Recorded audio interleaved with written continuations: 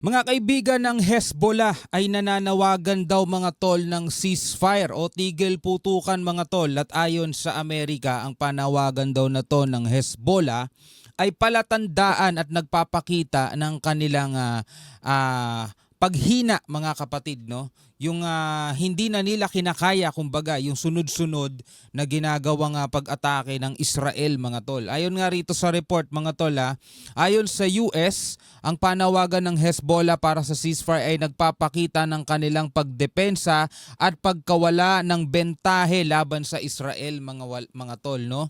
Kumbaga parang umiiwas na daw ang Hezbollah mga tol. Depensa na yan para sa kanila dahil hindi na nila kinakaya kumbaga yung pag-atake mga tol ng Israel, no? So itong balitang to mga kapatid ay mula sa Net25. Ito ang ating bibigyan ngayon ng reaction video and commentary mga kapatid, no?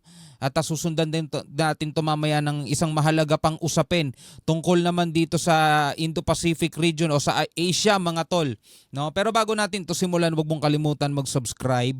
Click mo na rin ang notification bell para ma-notify ka whenever na may mga bago tayong reaction video tulad nito. Alright, so wag na natin patagalin pa. Panoorin na natin to mga tol.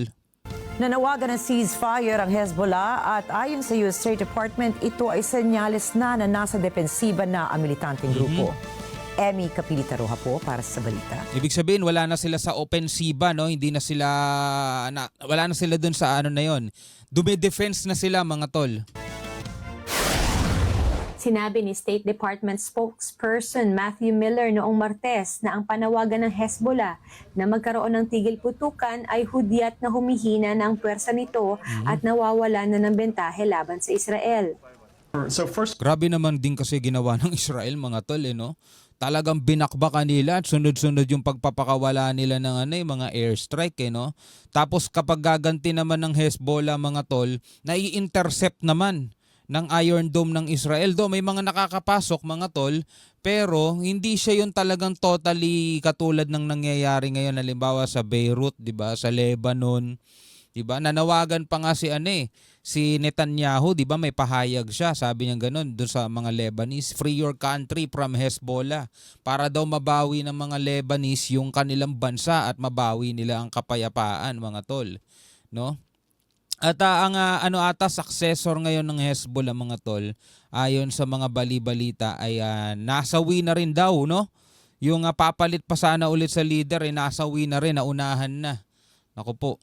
First of all, I did see these reports that Hezbollah now wants a ceasefire, and delinked from Gaza. Yeah, delinked from Gaza. That they just want a ceasefire on its own terms. And I think my initial response to this is, where have they been for a year? For a year, the world has been calling on Hezbollah to stop the attacks across the border into Israel. For a year, no? Taon na daw mga kapatid na nanawagan ng buong mundo sa Hezbollah na tigilan na daw nila mga pag-atake across the border into Israel mga tol. Tas ngayon ay nananawagan sila ngayon ng tigil putukan. Ang tanong, papayag kaya ang Israel? And for a year, Hezbollah said they would not do it unless there was a ceasefire in Gaza. They linked the two when the international community was saying, stop the fighting, and Israel was saying... Kumbaga sabi ng Hezbollah, hindi daw nila ititigil yan hanggat hindi tumitigil ang labanan sa Hezbollah. Pero ngayon, wala daw kinalaman to mga tol, no? Dito sa Gaza. O hindi daw titigil ang Hezbollah hanggat hindi nagkakaroon ng tigil putukan dito sa Gaza. Pero ngayon, ang sabi rito sa report mga tol, walang link to, no? Walang kaugnayan. Basta humihingi ng ceasefire ngayon ng Hezbollah, mga tol, na walang kinalaman kung tumigil bang putukan sa Gaza, basta in own terms daw nila yun.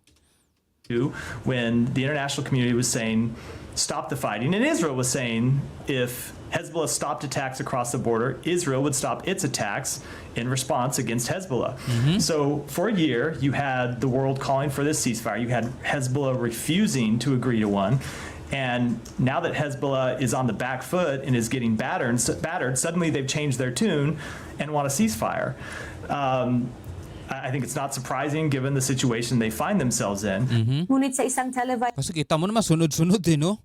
Yung leader nila nasawi, yung pumalit, Parang ilang araw lang nasawi din, yung pumalit ulit nasawi at yung pumalit ulit nasawi mga tol. Ngayon yung successor daw nasawi na rin, no? Nailigpit na rin ng Israel. Sa address, pinanindigan ni Hezbollah Deputy Leader Naim Qassem na nananatiling malakas ang kakayahan ng grupo at nakatutugon sa pag-atake ng Israel sa kabila ng masasakit na atake nito noong mga nakaraang linggo.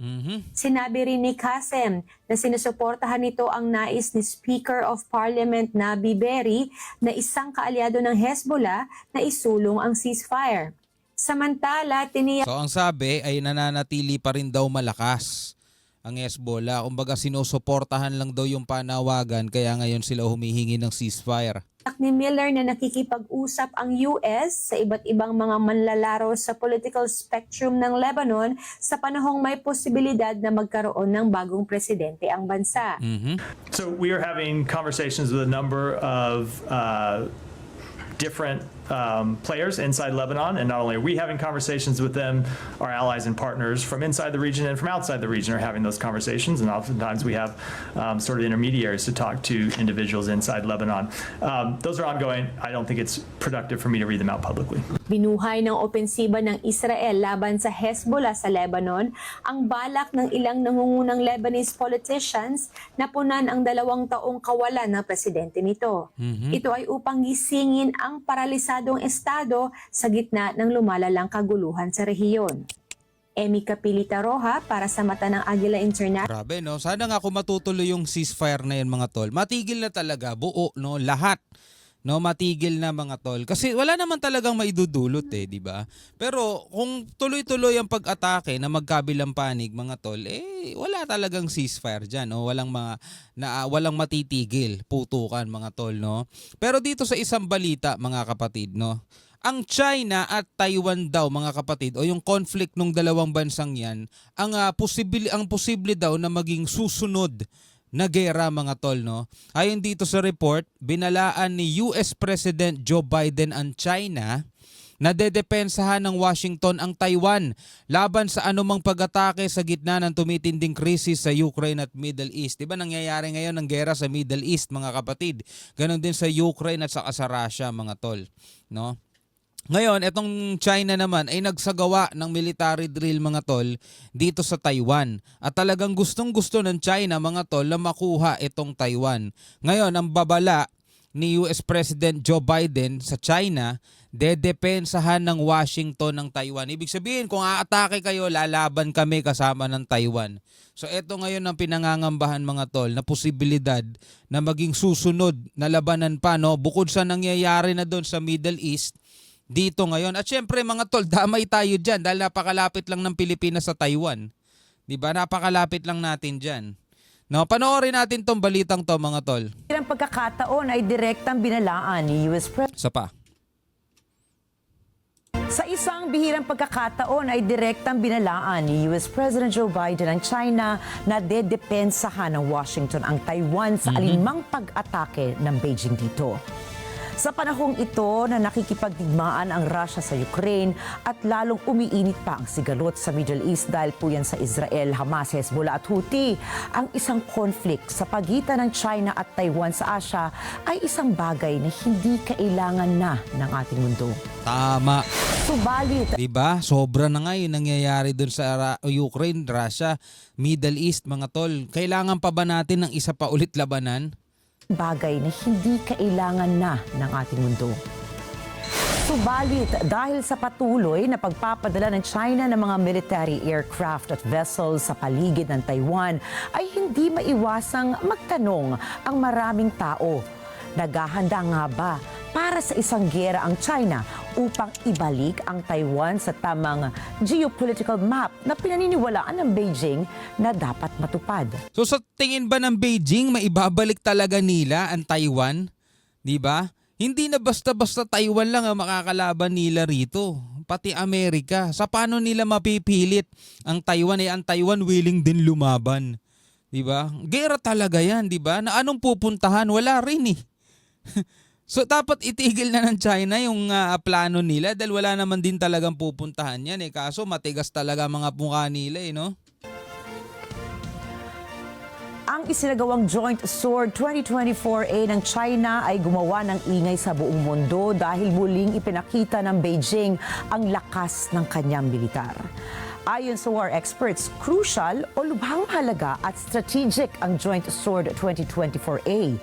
Isinagawa ito sa Northern Zone, Eastern Zone, Southeastern Zone dahil malapit ang posisyon na ito sa Taipei, Hualien at Bashi Channel. Anila, kung aatakihin ng China ang Taiwan ay kaagad nitong mapaparalisa ang communication sa tatlong nasabing zones. Nagsagawa rin po ang China ng drill sa Southwestern Zone at sa Western Zone. Kritikal ang mga lugar na ito dahil nandito ang imbakan ng langis at natural gas. Kung sisilipin po natin ang nakaraan ay maaalala natin na ang Taiwan ay nakilala bilang Formosa Island. Mga katutubong tao ang nakatira rito at naging bahagi ito ng Chinese Empire noong ika-17 siglo. Isinuko ng China ang Taiwan sa Japan noong taong 1985 dahil natalo ang Imperial China sa unang Sino-Japanese War. At nananatili ang Taiwan sa ilalim ng kolonya ng Japan sa loob ng kalahating siglo hanggang matapos po ang World War II. Bagamat may internal conflict ang China at Taiwan, kinilala pa rin na maraming bansa ang Taiwan na bahagi ng China. Noong taong 1975 ay formal na inanunsyo ni US President Jimmy Carter na puputulin nito ang pakikipag-ugnayan sa Taiwan at muli niyang itinatag ang diplomatic relations ng Estados Unidos at ng bansang China. Nagkaroon ng pagpupulong ang China at Taiwan noong February 11, 2014 na sinundan naman ng pagkikita ni na Taiwan President Ma Ying-jeou at Chinese President Xi Jinping.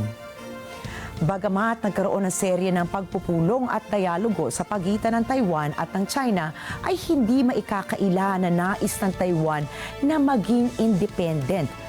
Di ba? Di ba?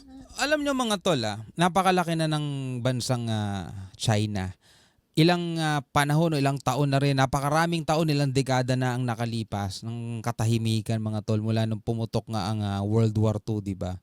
Ngayon, dahil sa kagustuhan nilang maibalik sa kanila mga tol, itong Taiwan, na ang gusto naman ng mamamayan din ng Taiwan ay maging independence na, di ba? Ayaw nilang magpailalim sa komunistang bansang China, mga tol, di ba? Pwede pang pagsimulan yan, gera pa, di ba? Ayaw ibigay ng China sa Taiwan yung hinahangad ng mga Taiwanese na independence, di ba? Ayaw nilang maging malaya ang Taiwan, mga tol. Yun ang hirap sa kanila eh. Gusto talaga nila kaguluhan eh. So paano nila sasabing ipinupush nila yung peace and stability? Bagay na tinututulan ng Beijing dahil sa kanilang One China policy. Dahil nga sa One China policy nila. Ito po ang dahilan kaya malimit ihayag ni Xi na darating ang araw at isa sa katuparan ng China ang reunification with Taiwan. Pero hindi magiging mapayapa yun. Di ba? Siguro kung matatalo nila ang Amerika, kung papayag ang Amerikang matalo din, di ba? At mapapasuko nila ang Taiwan, kung may mga natitira pang tao doon dahil nga talagang pag pumutok ang gera, anong gagawin nila? Pauulan na nila ng airstrike yung Taiwan o anong magagawa nila sa isla? Dahil sa mga pasaring na ito ay nagbabala ang Taiwan na posibleng magkaroon ng isang full-scale invasion ng China pagsapit ng taong 2025. Nako, Ito naman ay next year. tinutulan ng Estados Unidos dahil ang Taiwan ay may mahalagang bahagi para sa ekonomiya ng mga Amerikano. Kaya po nagbitiw si Biden na handang depensahan ng Washington ang Taiwan sa anumang pag-atake ng China. Ang gulo sa pagitan ng Taiwan at ng China ay binabantayan ngayon ng maraming analysts. Marami ang nababahala na ito na ang susunod na giyera pagkatapos naman ng sa Middle East.